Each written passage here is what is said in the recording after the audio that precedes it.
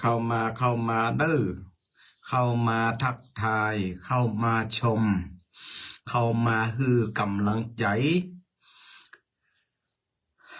เหลือแหม1 นาทีอาจจะได้ดำเนินรายการจับรายการสถานีวิทยุคลื่นสีขาวเพื่อชาวประชาศรัทธาญาติโยมก็มาสดับรับชมกันได้ วันนี้อากาศค่อนข้างจะหนาว มาตอนมาก็ร้อนเอาเข้าไปสภาพอากาศเปลี่ยนแปลงไปตามธรรมชาติของมันเนาะ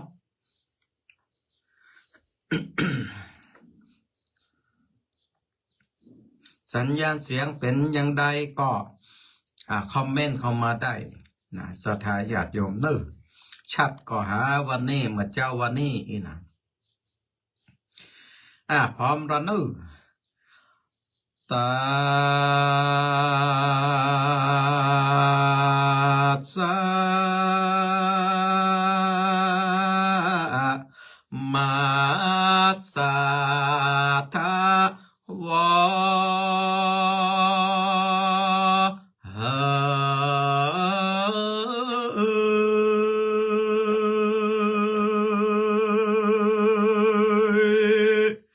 สา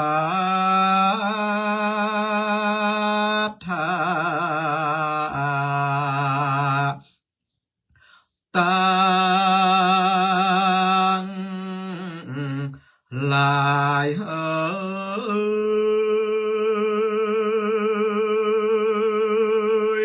หนุ่มเท้า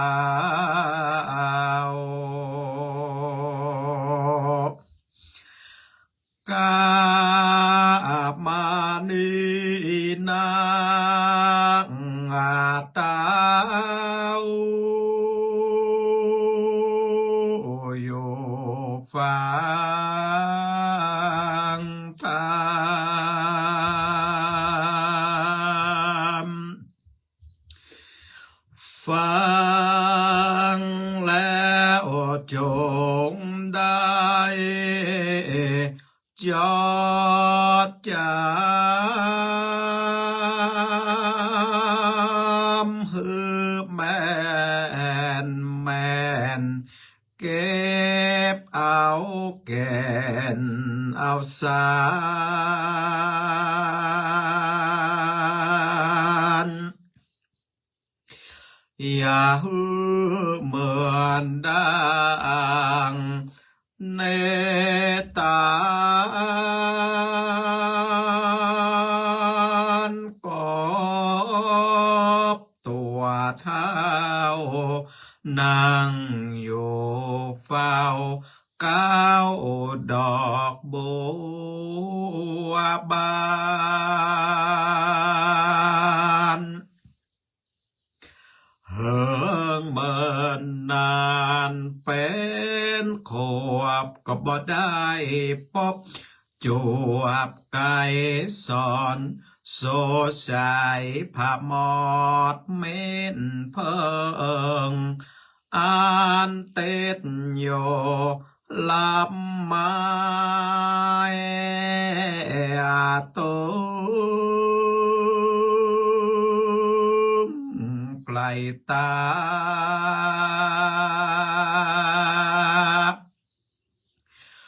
ก็ปากันมาสอดล้อนเอายอดบัวไข่โอป่าไม้ดังนี้แล้วก็มาได้หนุ่มเทานอยิงใจ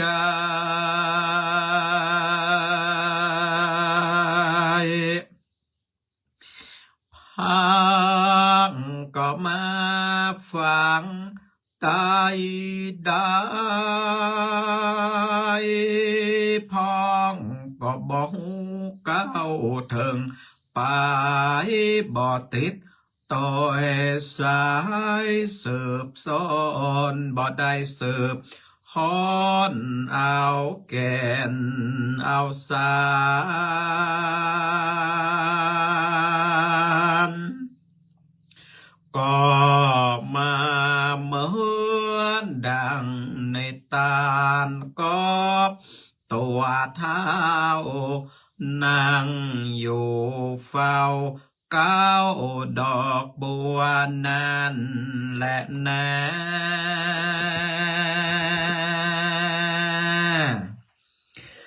ตานตั้งหลาย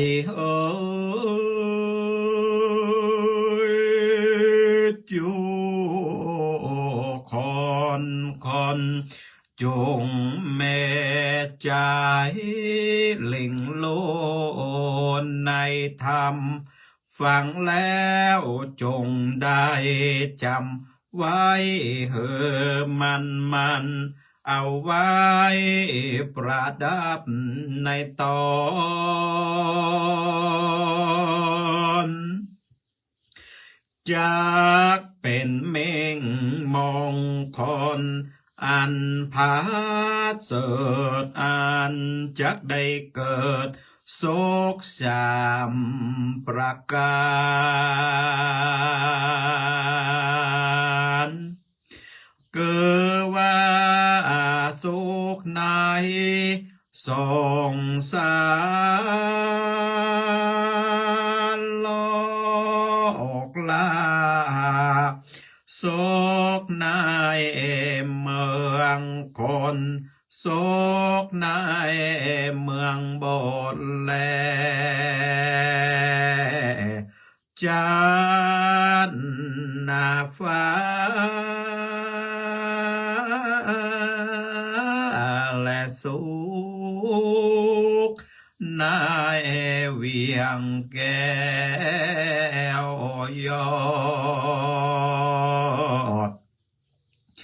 แม่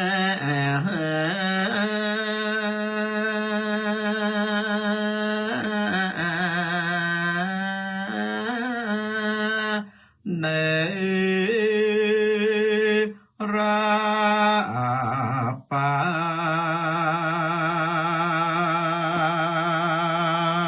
นแผ่นดินไหวเสียหายบ่อน้อยตึกรามเรียบร้อย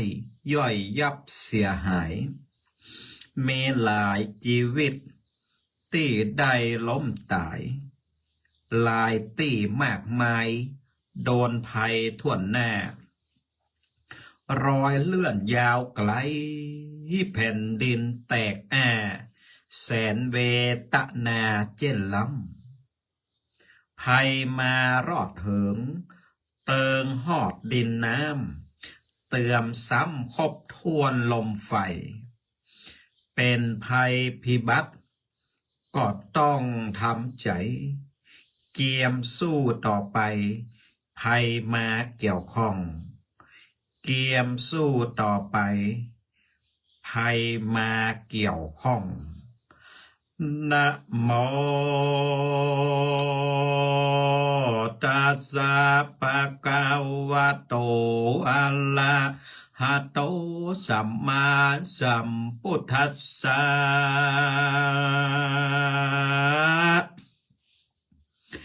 ปัญญานารานังรัตนันติปัญญาเป็นรัตนาแก้วของคนสาธาวโดลาโสตุจานาสปุเรชะตั้งหลายเท่าแก่ยิ่งใจเด็กขาหนุ่มน้อยหน้าตาจืดจ้อยเจยบานยกมือสานขับไว้เมตึงบุพผามาลาดอกไม้เอาวางใส่ไว้ผ่านขันจักจวนกันมามวลหมู่เข้ามาสู่ฟังธรรม สืบต่อด้วยตามเดิมอ้อนก่อนที่เกิดมาจากนี้พบศาสนาของพระสัมมาสัมพุทธเจ้าเป็นบุญจัดเก่าสร้างมาหากการากาบ่ได้เพชรเน้นจินดาเงินทองบาทไตบ่เต้าได้ไว้พระธรรมคำสอนของอนบวรพระพุทธเจ้าเฮือหายจากมืดเศร้ามัวฟางหูต่างบุญต่างบาปกรรมกายหยาบนิกายจิตใจผ่องใสดังแก้วพ่อแม่ศรัทธาได้เวลาแล้วได้เวลาแล้วตั้งใจแน่แนวรับฟังธรรมเทศนา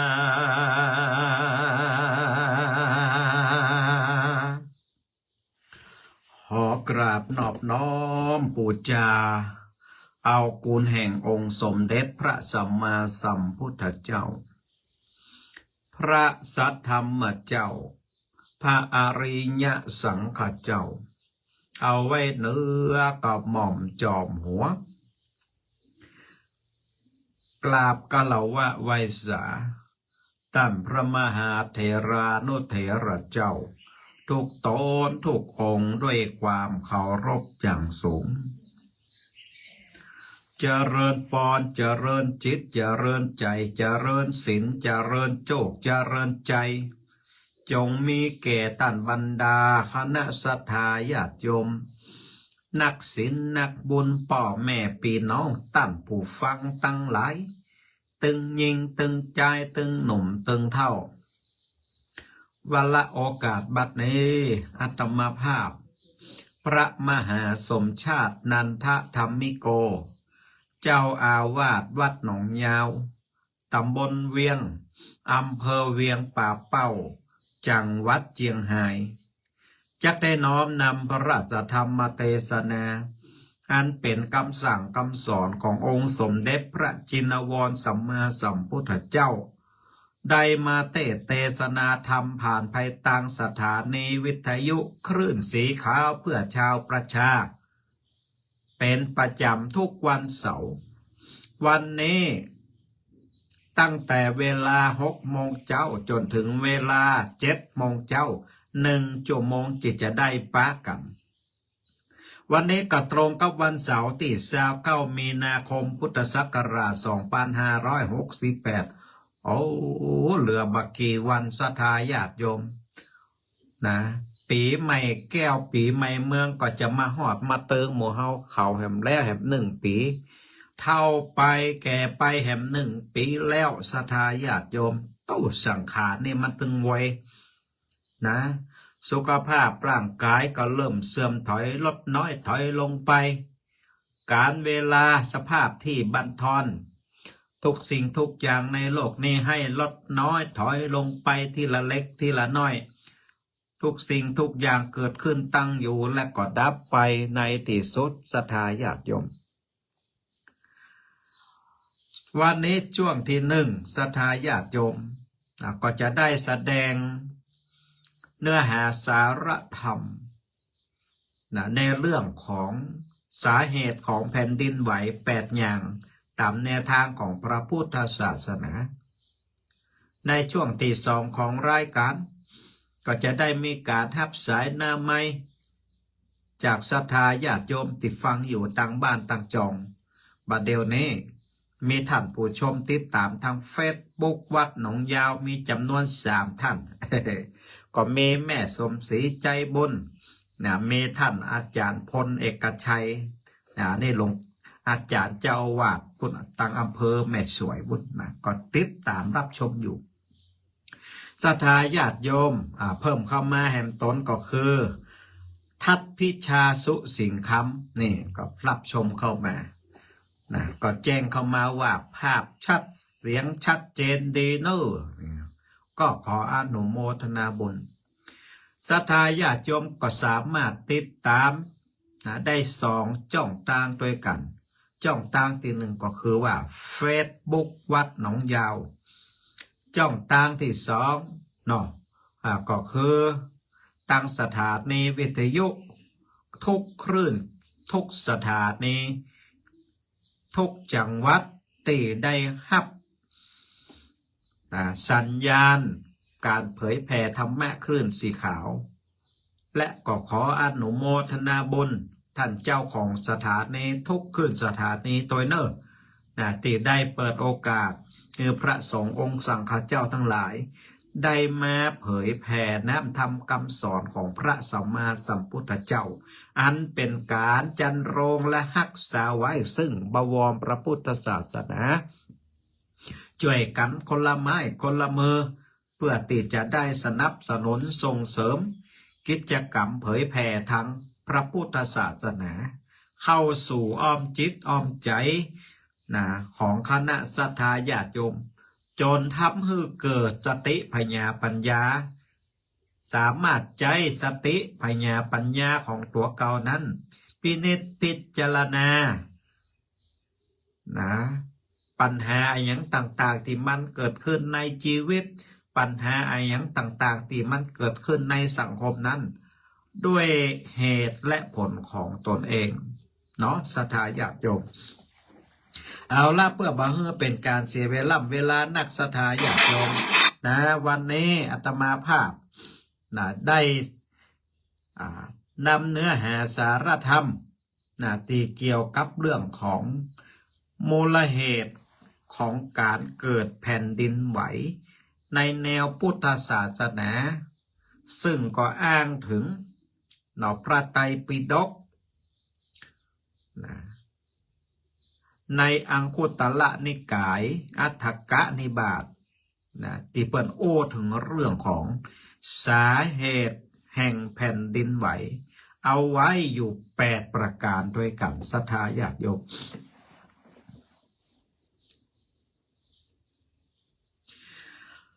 สาเหตุ8ประการของแผ่นดินไหวตามแนวทางของพระพุทธศาสนาซึ่งปรากฏอยู่ในอังคุตรนิกายอัฏฐกนิบาตเปิ้นได้กล่าวเอาไว้ว่าข้อที่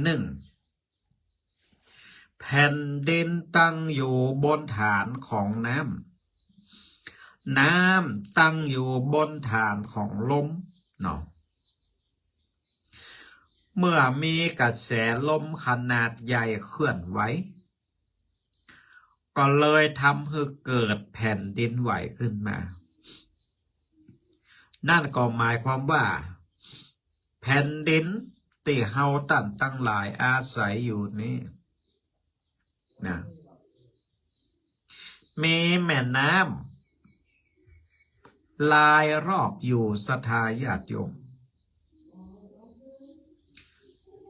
นั่นก็คือว่าน้ำนักกว่าแผ่นดินน้ำเป็นใหญ่กว่าแผ่นดินและเมื่อมีกระแสลมขนาดใหญ่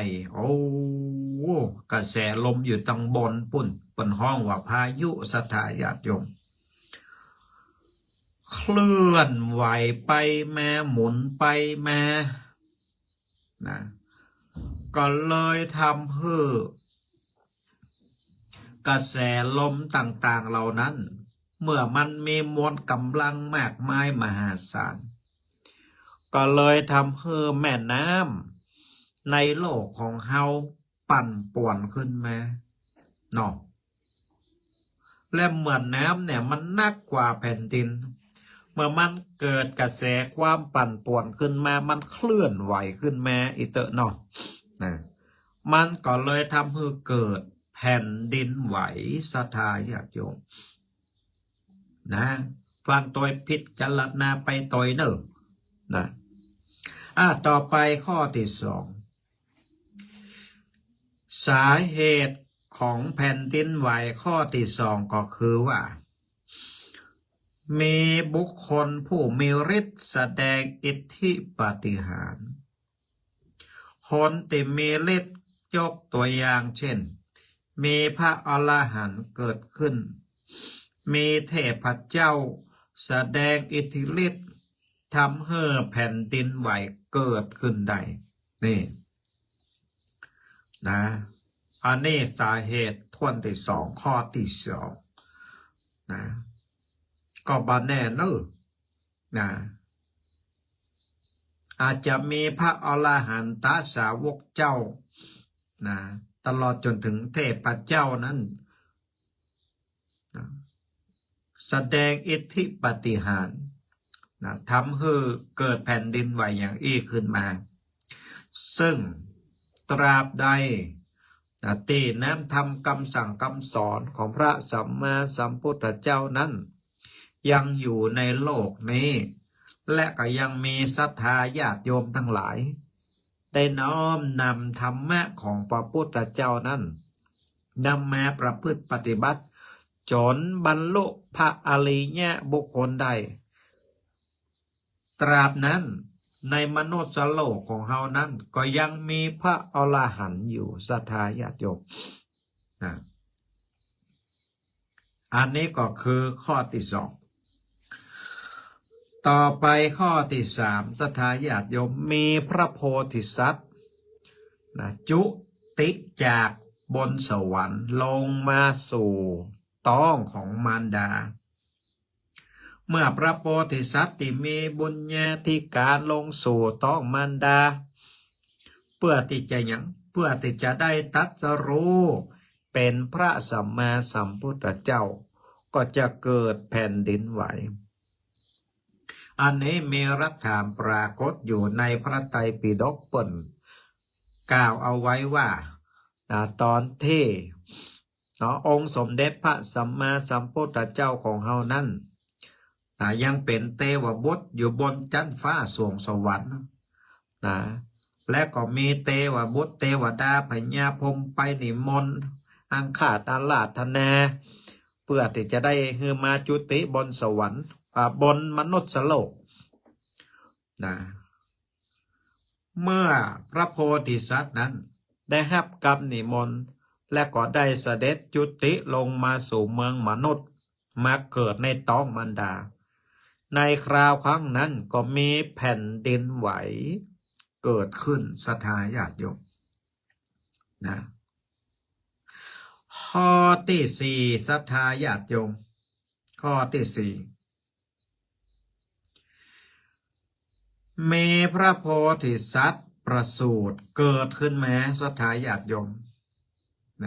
มีพระโพธิสัตว์เกิดขึ้นเมื่อพระโพธิสัตว์เกิดเป็นมนุษย์พร้อมที่จะตรัสรู้เป็นพระสัมมาสัมพุทธเจ้านี่อันนี้ก็มีหลักฐานปรากฏในพระไตรปิฎกเอาไว้ว่าหลังจากที่เจ้าชายสิทธัตถะนั้นได้เกิดออกมาเป็นมนุษย์ที่สวนลุมพินีวันนั้นแผ่นดินก็มาไหวหวั่นก้องมีเทวบุตรเทวดาก็มาอาหักรักษาแล้วก็มีดอกไม้เงินดอกไม้คำอะไรอย่างต่างๆโปรยออกมา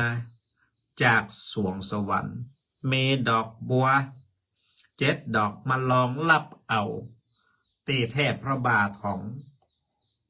เจ้าชายสิทธัตถะในขณะนั้นก็เป็นสาเหตุของการเกิดแผ่นดินไหวข้อที่ห้าศรัทธาญาติโยมสาเหตุของการเกิดแผ่นดินไหวข้อที่ห้าก็คือว่าพระพุทธเจ้าได้ตรัสรู้อนุตตรสัมมาสัมโพธิญาณแผ่นดินก็จะสั่นไหวเพราะว่าบุญญาธิการของพระองค์นั้นเป็นบุญที่ยิ่งใหญ่มหาศาลศรัทธาญาติโยมก็มีหลักฐานในพระไตรปิฎกกล่าวเอาไว้ว่าหลังจากที่พ ระพุทธเจ้าได้บำเพ็ญเพียรนั่งเจริญสมาธิที่เก้าไม้สลีมหาโพธิ์นี่เนาะแล้วก็ได้บรรลุอนุตตรสัมโพธิญาณในตอนมาเจ้าวันนั้นปรากฏว่าก็มีแผ่นดินไหวหวั่นกองฟ้าก็มาห้องครวญครางนะดอกไม้เงินดอกไม้คำนะฝนโบกกระปัดอะไรอย่างต่างๆสิ่งเตี่ยน่าอัศจรรย์อะไรอย่างต่างๆนะก็เกิดขึ้นด้วยบุญญาธิการอันยิ่งใหญ่ของการตรัสรู้ธรรมของพระสัมมาสัมพุทธเจ้าในวันนั้นนะก็เลยเกิดแผ่นดินไหวขึ้นมาต่อไปข้อที่6นะพระพุทธเจ้าหลังจากตรัสรู้แล้วก็หมุนพระธรรมจักรก็คือว่าแสดงปฐมเทศนากันแรกเมื่อพระพุทธเจ้าประกาศพระธรรมเทศนาปฐมเทศนากันแรกก็เกิดแผ่นดินไหวขึ้นมาศรัทธาญาติโยมเพื่อจะทำให้โลกนั้นได้รับแสงสว่างของพระธรรมนะอันนี้คือวันที่พระพุทธเจ้าแสดงพระธรรมเทศนาต่อไปข้อที่7พระพุทธเจ้าเสด็จดับขันธปรินิพพานเมื่อพระพุทธเจ้าเสด็จดับขันธปรินิพพานเข้าสู่นิพพานก็จะเกิดแผ่นดินไหวกึกก้องฟ้าก็มาร่นร้องครวญครางดอกไม้เงินคำตกลงมาศรัทธาญาติโยมนะก็เป็นสาเหตุของการเกิดแผ่นดินไหวต่อไปข้อที่8นะเมื่อจิตของมหาชนเกิดความสั่นไหวรุนแรงยกตัวอย่างเช่นเมื่อมีเหตุการณ์ใหญ่ที่ทำให้คนทั้งหลายมีอารมณ์รุนแรงพร้อมกัน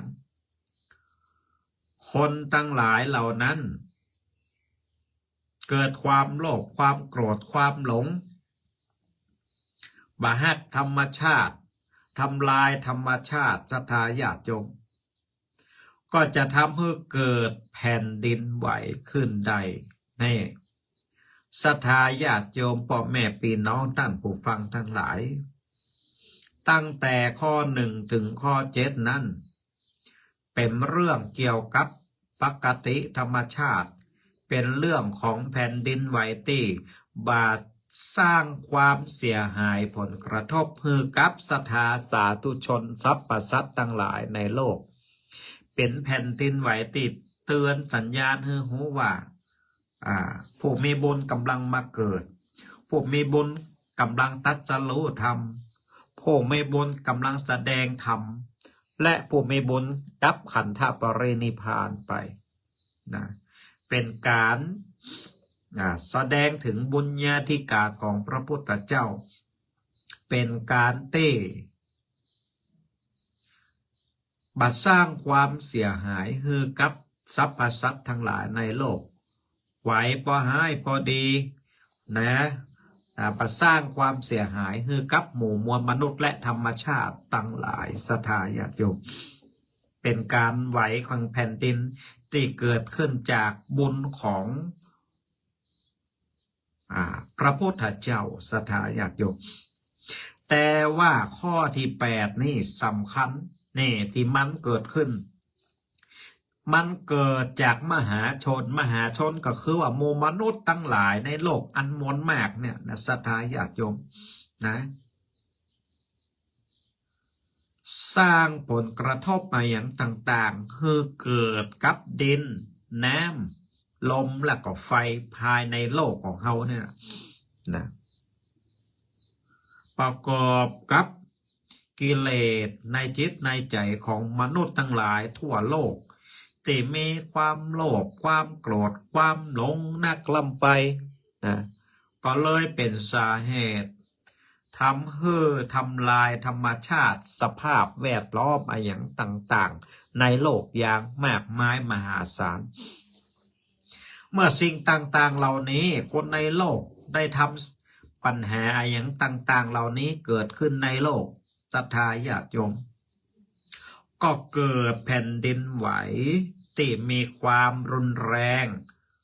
และก็เกิดความเสียหายต่อสรรพสัตว์ทั้งหลายในโลกอย่างที่หมู่เขาหันตามติดข่าวนั่นในทีวีในเฟซนั่นนะไหวอย่างอันศรัทธาญาติโยมตึกบางที่บางแห่งล้มลงมาอารมณ์ต้มตั้มเพราะว่าอย่างเพราะว่ารากฐานมันแบบมั่นคงมันแบบแข็งแรงมันก็เลยสั่นไหวล้มทับคนเจ็บคนเป็นคนตายเยอะแยะมากมายศรัทธาญาติโยมนะอันนี้ศรัทธาญาติโยมก็เกิดจากความโลภความโกรธความหลงของคนนั่นเองนะทำให้เกิดภัยพิบัติอะไรอย่างต่างๆเกิดขึ้นบาดใจกับบ้านเฮาศรัทธาญาติโยมแม้กระทั่งต่างประเทศแม่น้ำคลองหนองบึงอะไรอย่างต่างๆต้องเหือดแห้งน้ำแห้งน้ำแล้งบางที่ก็น้ำท่วมเนาะบางที่ก็ไฟป่าเผาชุมชนถึงชุมชนบางที่บางแห่งก็มีสายฟ้าฟาดธรณีนะ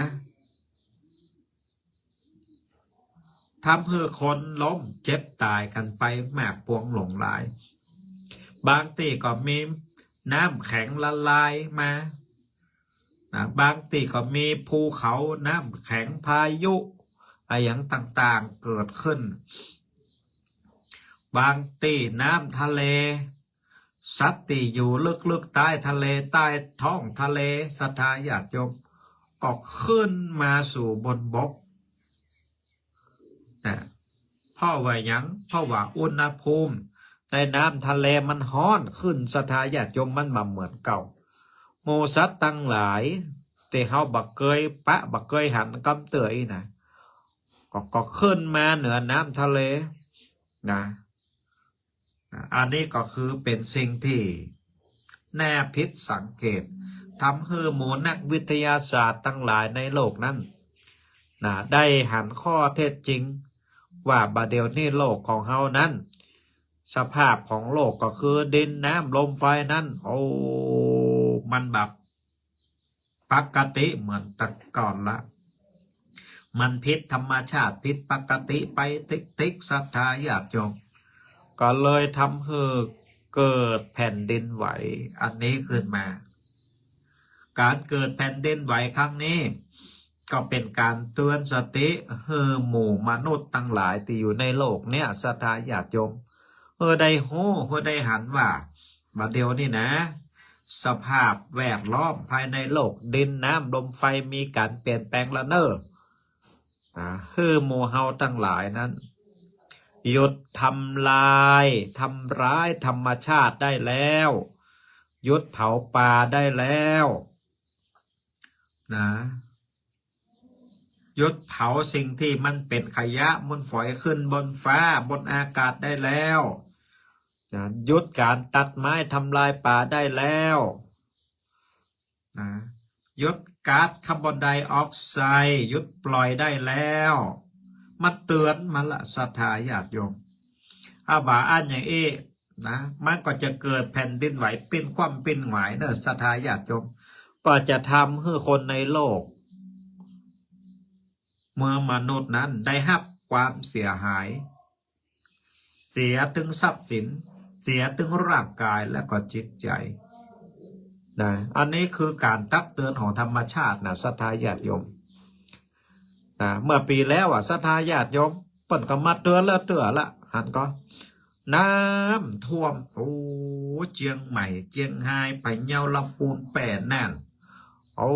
แม่สายน้ำท่วม นะมันเตือนมาแล้วศรัทธาญาติโยม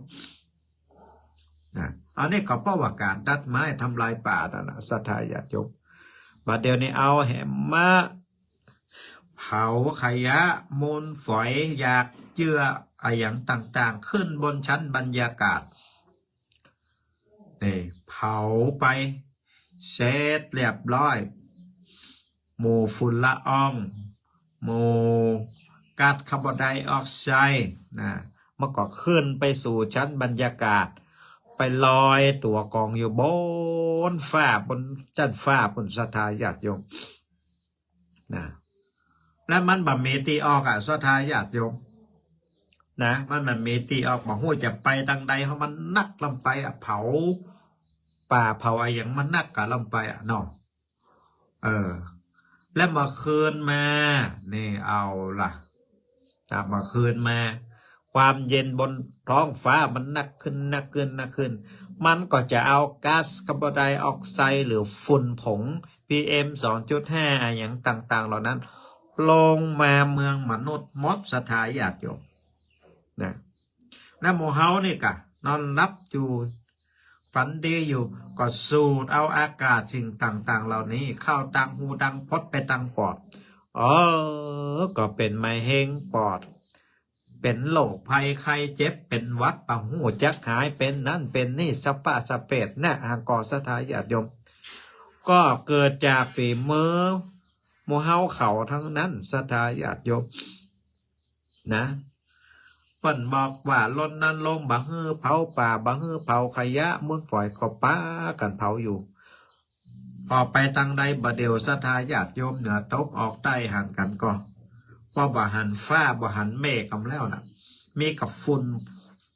ทุเรเต็มท้องฟ้าอากาศเต็มบ้านเต็มเมืองไปหมดศรัทธาญาติโยมฝุ่นพิษเต็มบ้านเต็มเมืองไปหมดนะ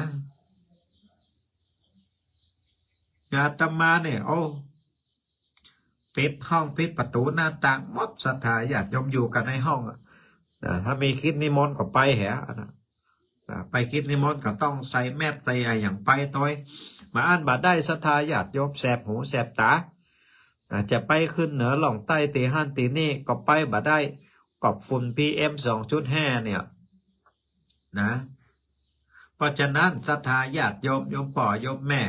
ที่อยู่บ้านอยู่จองนะก็เฮออยู่กันในห้องปิดประตูหน้าต่างอะไรยังเฮอมันเรียบร้อยมันเจ็ดมันกวาดเพื่อที่จะขจัดฝุ่น PM 2.5เนี่ยคือมันหายจากห้องจากหอเฮาถ้าบ้านแล้วเฮาก็จะได้สูดฝุ่นผงนี่เข้าไปในตับในปอดอะไรอย่างของเฮาก็ทำเฮาเป็นโรคเป็นภัยเกิดขึ้นได้ฝุ่น PM นี่นะศรัทธาญาติโยมนะมันน้อยกว่าเส้นผมดอกขนาดเขาว่าเส้นผมเนี่ยเนาะมันน้อยนะบางครั้งยุบก็พอมาได้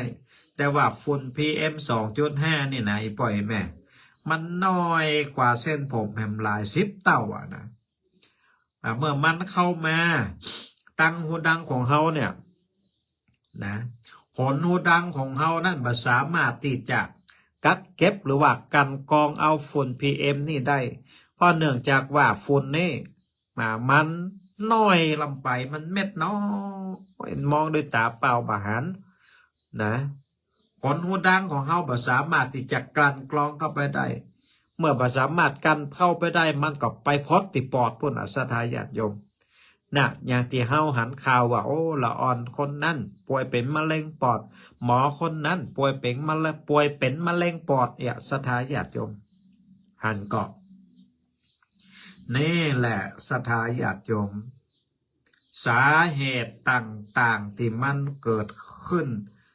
ในเรื่องของดินน้ำลมไฟเนาะนะเป็นการกระทำของมนุษย์ในโลกทั้งสิ้นศรัทธาญาติโยมบ่ต้องไปโทษไผและมันเมื่อมีเหตุการณ์นะตึกถล่มอย่างเอกก็ดีดินไหวแผ่นดินไหวประเทศนั้นประเทศนี้อย่าอ่านเจออีกก็ดีมีวิธีการเดียวศรัทธาญาติโยมต้องทำใจต่ออันศรัทธาญาติโยม แต่ถ้าไม่อยากจะให้มันเกิดขึ้นแต่เนาะก็หยุดทำลายธรรมชาติต่ออานาศรัทธาญาติโยมหยุดตัดไม้ทำลายป่าหยุดเผานะหยุดทุกสิ่งทุกอย่างที่มันทำลายธรรมชาติและในทางกลับกันก็จะต้อง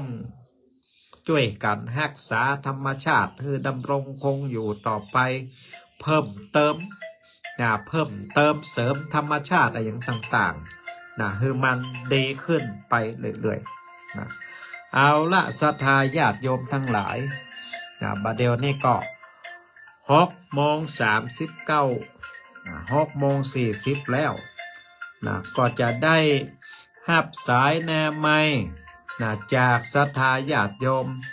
นักศีลนักบุญปอบแม่ปีน้องต่านปู่ฟังทั้งหลายที่อยู่ตั้งบ้านตั้งจองเนาะว่าเนื้อหาสาระธรรมวันนี้เป็นจะได้พ่อ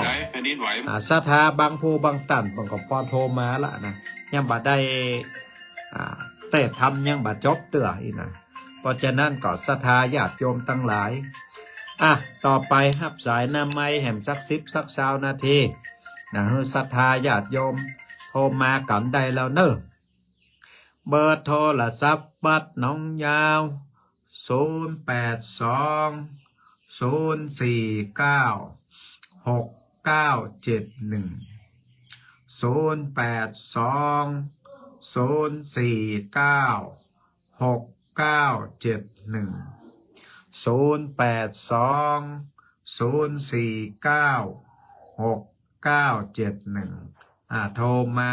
มาเนอะ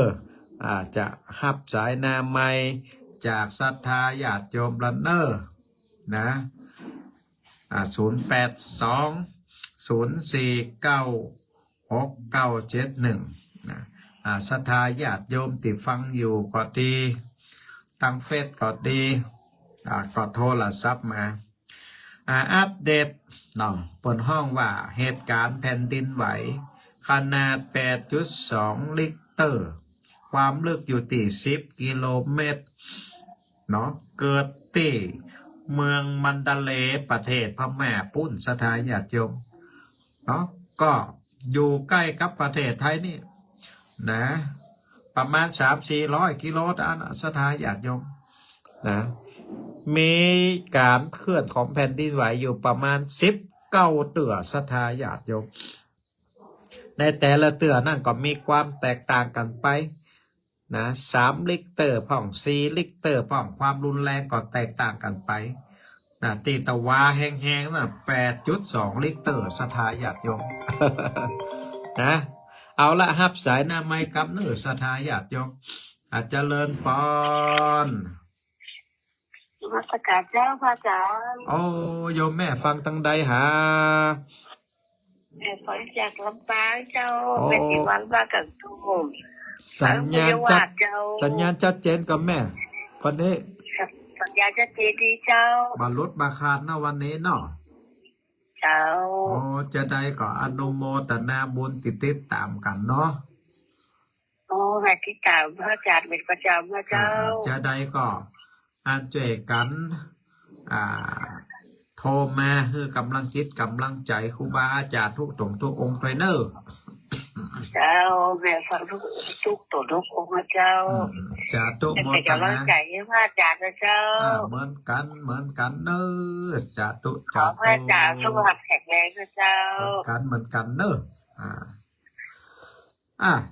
ศรัทธาญาติโยมตั้งลำปางโทรมาแล้วพี่น้องตั้งเมืองน่านตั้งลำพูนเชียงใหม่เชียงไฮ้ตั้งพะเยาได้ยินเสียงนี้แล้วโทรมาเนอะ0820496971โทรมาเจริญพรเกิดวันสาหาเจ้าแม่ไล่ภาพเตจะเนาะเจ้าฟังอยู่เจ้าฟังอยู่นะบ้านเฮาเวียงป่าเป้าสันทรายบ้านหม้อสัญญาณชัดเจนเนาะชัดเจนดีแม่ชัดเจนดีวันนั้นก็ได้ฮับซองกาน้ำกับไฟแล้วเนอะ เจ้า จะได้กับ แต่ โม ได้ ต ไป เออ เจ้าฝากไปเจ้า เป็นยังอ่ะเนาะฝากหายห้อง เจ้า กันไป ฝาก เตรียมกำกันไป เจ้า เจ้า เอาละ ไป จ้า จ้าเด้อ โต เด้อ 0826971971ตั้งเวียงป่าเป้าชัดเจนดีเนาะตั้งลำปางชัดเจนดีตั้งลำปูนสถาญาติโยมพ่อแม่พี่น้องตั้งลำปูนเนอนะกันว่าได้ยินเสียงแล้วก็โทรมา0820496971นะอนุโมทนาบุญโยมแม่วันดีปาทายะบ้านสันมักเฮ็ดอันนี้ร่วมทำบุญกาดน้ำกาดไฟวัดหนองแงวทานไปแน่100 บาทวันนั้นปะกันติดปุ่นอันขุนดาบผาแดงลำปางและก็มีคณะศรัทธาบ้านสันมักเฮ็ดทุกคนติปะกันวันนั้นอันนี้ก็ร่วมทำบุญแม่กาดน้ำกาดไฟ300 กว่าบาท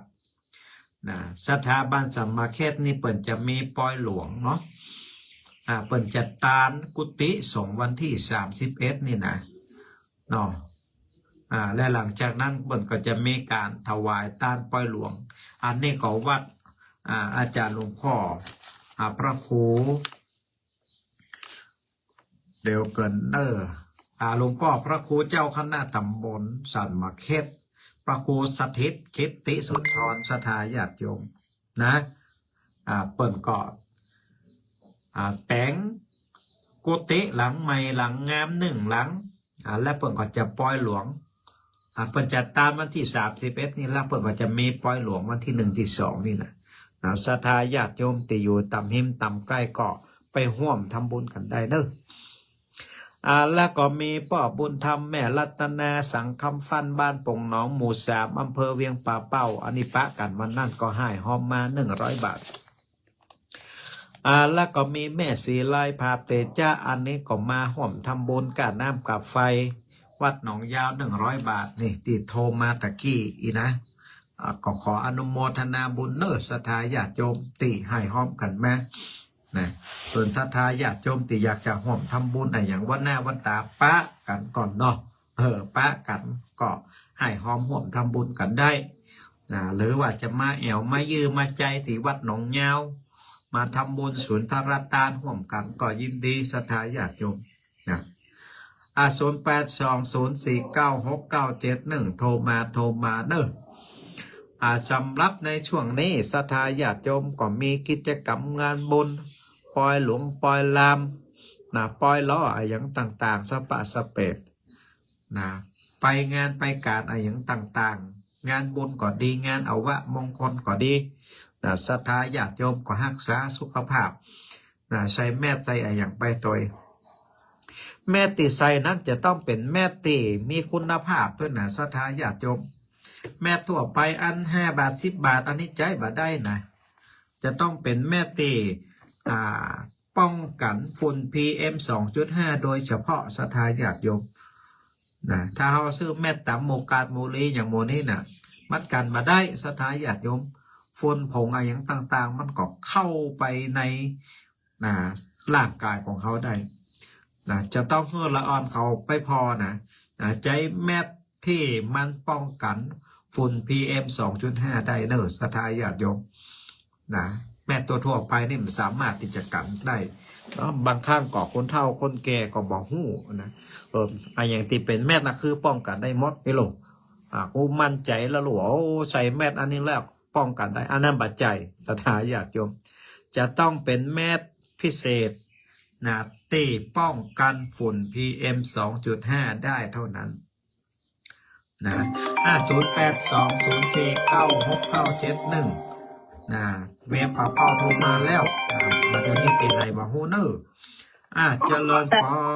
ร ภาษาเจ้าภาษาจังหวัดน่านเนี่ยเจ้า โอ้เนี่ยศรัทธาญาติโยมจังหวัดน่านเมืองน่านโทรมาแล้วสีคำวิดีโอเจ้าบ้านสัญญาณสัญญาณชัดเจนก่อนแม่ชัดเจนเจ้าโอ้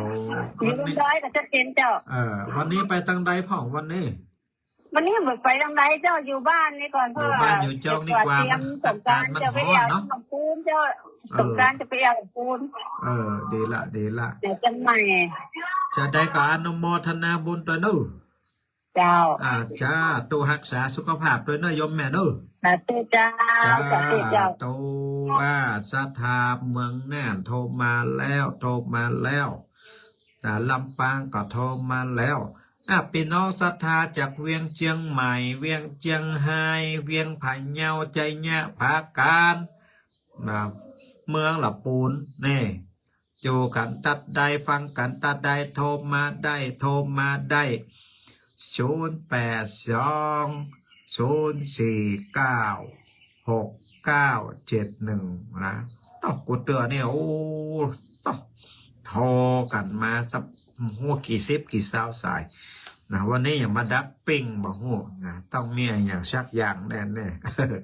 หรือศรัทธาบางภูบางตันก็แม่กดบัตรจ้างเฮ้ยอีกนะหรือว่าวันนี้อาจจะไปทำธุระป้าปังตีหันตีนี้ก็มาเป็นยังนะก็ถ่ายทอดทำหน้าที่ไปตามหน้าที่ของไผ่ของมันเนาะศรัทธาญาติโยม082-049-6971โทรมาเด้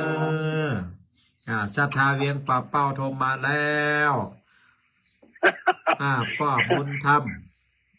ครับไว้จ้าครับคนนึกว่าปล่อยคือคนโทรของอีกอ่ะ ปล่อยให้เปิด เรื่อง พ่อ นี้ พ่อ ใครโทรมาเนาะ กดอย่างเดียวกันหมดเนาะ แม่น ปล่อยให้เปิด เรื่อง พ่อ ว่า เตอ ปล่อยโอกาสเรื่องงูไก่กับเงินอีกอ่ะ กดอย่างเดียวกัน ฟัง หมด นั่นมีใครโทรอีก เป็นกดอย่างเดียวกันหมดอากาศเดียวเนี่ยปล่อยให้เปิดก็ได้พ่อพ่อไอ้โลมีให้โทรมา วันนี้ไปทางใดป้องปอบุญธรรม วันนี้อยู่บ้านเนี่ย วันที่1ป้ากันที่พุ่นเนอะวันที่1ป้ากันพุ่นนะวัดศรีสุพรรณเนอะเปิ่นจะบวชเน้นมา ครับ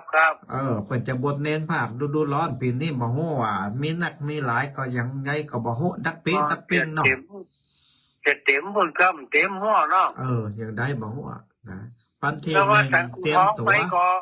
วันที่2เปิ่นบวชเน้นก็หาเป็ดตุเจ้าด้วยก็หา ครับว่าฉันกูท้องไปก็ ว่าสันก็ท้องเปิ่นตานปล่อยหลวงไปอยู่อ๋อ ป้า ไป กั วัน น เนาะ ที่ยัง มันมีวันที่อย่างหาลืมแหละนี่วันที่10ก็หา10 11ก็เนาะอันนี้น่าจะไปวันที่10ป่ะ พอเปิดที่สิบนะเนาะ วันที่10มีหลายงานเนี่ยเนาะ ครับ เอาละป้ากันตะอินเนอร์ประบุญธรรมดู ครับผมไว้จ้าครับ แฮมสาย1โทรมาแล้วเจริญพรจากทางใด จากแห่งดงเจ้า หางดองพี่น้องจากเวียงเชียงใหม่โทรมาแล้ว แห่งดงสันเปลยวัดศรีสุพรรณนะจ๊ะ สัญญาณชัดเจนก็โยมแม่ เจ้า ชัดเจนดีอยู่เนาะ ชัดเจนอยู่แม่ฟัง หนอง ตั้ง ยา แต่ วนี่มันวาดกันยัง แม่ฟัง วาดกันยังเจ้า ยังก็ หนองยาวเนี่ย วัดหล วาด วง บ้า ดาน ว กันยัง เวียงป่าเป้าเชียงไฮ้แม่ โอ้ถ้ามีโอกาสไปจะไปแว่นะจ๊ะ แวะมาเนอะพอดไปเชียงพอดไปเชียงไฮ้ไปแอวแม่สายก็แวะมาเถอะมันตึงวัดติดถนนนั่นน่ะแม่ โอ้ แวะปากับมาแอวได้เนอะ เจ้า จ้าโตโมตะนะต่อไปแหม1สายเจริญปอน เจ้าไว้สาเจ้าทาน ป้าสีดามาแล้วนี่เวียงป่าเป้า เจ้า ไปตั้งใดก่อนนะป้าดาวันนี้ อย่างกับเจ้าวันนี้ก็ไปตามนักบุญนะเจ้า ไปบรรจบ งานขาวดำเนาะ จบนะเจ้าหมูมือสองจบก็ไหนวัดประแดงก็ดีไป ข้างลายบ้านนี่ก็ดีไปก็แบ่งเจ้า อันนี้จะไปวันที่30ปุ๊ เจ้าตามชิปไปไหน 30กับป้ากันหั่นน่ะกะ โอเค เจ้า ของท่านวันนี้มันเสียงตอบรับน้อยไปหน่อยเพราะว่าท่านออกประกาศ6 โมงแล้ว อ๋อ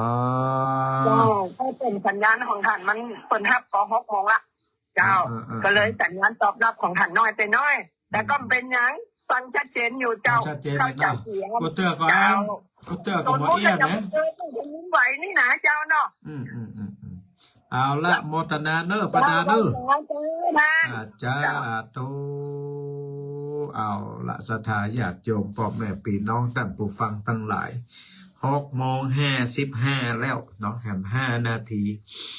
นะศรัทธาญาติโยมติโทรมาตั้งสถานีวิทยุก็ขออนุโมทนาเป็นอย่างสูงนะศรัทธาญาติโยมติดฟังทางเฟซบุ๊กไลฟ์วันนี้ก็ขออนุโมทนาบุญทุกผู้ทุกท่านเนอะก็มาเป็นยังนะโทรมาผ่องบาโทรมาผ่องก็มาเป็นยังแต่ก็ไทยทับตามหน้าที่นะของพระสงฆ์นะศรัทธาญาติโยมก็ทำตามหน้าที่ของศรัทธาญาติโยมว่ากันไปนะเอาละศรัทธาญาติโยมนะวันนี้ก็คงจะได้พบปะศรัทธาญาติโยมพ่อแม่พี่น้องแต่เพียงเท่าอี้เนาะหวังว่าพระธรรมเทศนาที่เกี่ยวกับเรื่องมรเหตุของการเกิดแผ่นดินไหวในตอนมาเจ้าวันนี้ก็คงจะได้ประดับสติปัญญาคือศรัทธาญาติโยมได้ศึกษาเรียนรู้และก็เข้าใจธรรมชาติคือนักยิ่งขึ้นไปนะแล้วก็คือโมเฮาตันตั้งหลายนั้นได้ช่วยกันรักษาธรรมชาติอยู่กับธรรมชาติอย่าทำลายธรรมชาตินะมนุษย์ไม่สามารถที่จะทำชนะธรรมชาติได้นะถ้าเฮาอยู่กับธรรมชาติอย่างสมดุลแล้วชีวิตของมนุษย์ในโลกลูกเต้าเหล่าหลานแลนของเฮาเนาะที่กำลังเกิดตัวมาที่กำลังใหญ่ตัวมาเนี่ยเขาก็จะได้เกิดมามีชีวิตที่มีความสงบสุขมีชีวิตที่อยู่กับธรรมชาติอาศัยธรรมชาติในการดำเนินชีวิตต่อไปในอนาคตนะโลกของเฮานั้นจะอยู่ได้หรืออยู่ไม่ได้ก็ต้องอาศัยศรัทธาญาติโยมทั่วโลกนะช่วยกันคนละไม้คนละมือดูแลรักษาธรรมชาติไม่ทำลายธรรมชาตินะคนเดียวไม่สามารถที่จะรักษาธรรมชาติได้ก็จะต้องอาศัยแรงกายแรงใจของศรัทธาญาติโยมทั่วโลกทุกศาสนาทุกประเทศนะแสดงพลังให้เป็นอันหนึ่งอันเดียวกันรักษาธรรมชาติไว้ให้กับลูกหลานของเราต่อไปนะเอาละวันนี้ตอนเจ้าวันนี้ปะกันแต่เพียงเท่าอี้ขอบุญกุศลที่เกิดจากการแสดงพระธรรมเทศนาในตอนเมื่อเจ้าวันนี้จงได้เป็นตบะเตจะปกปักรักษาคือศรัทธาญาติโยมพ่อแม่พี่น้องท่านผู้ฟังทั้งหลายมีความสุขกายสุขใจเกิดปรารถนาอย่างสิ่งหนึ่งสิ่งใดก็ขอคือสมดังความมุ่งมา่ปรารถนาปะกันใหม่ในวันเสาร์หน้าเจริญพร